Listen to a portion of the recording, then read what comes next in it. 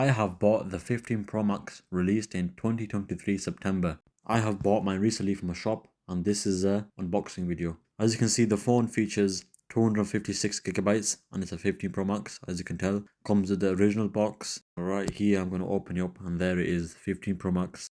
I went for the natural titanium color, but there is few more options available. Bear in mind I have put a glass protector on the camera for extra protection for the camera lenses. The box includes the phone, of course, then you've got the charging wire, USB Type-C, which is new for the 14 Pro and above models, and it also comes with the stickers and the SIM ejector.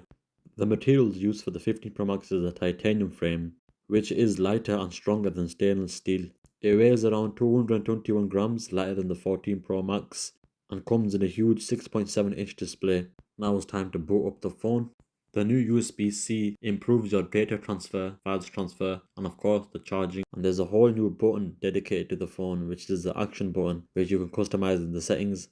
And here it is powered on. The 15 Pro Max chipset is an A17 Pro. This is the first 3nm chip in a smartphone.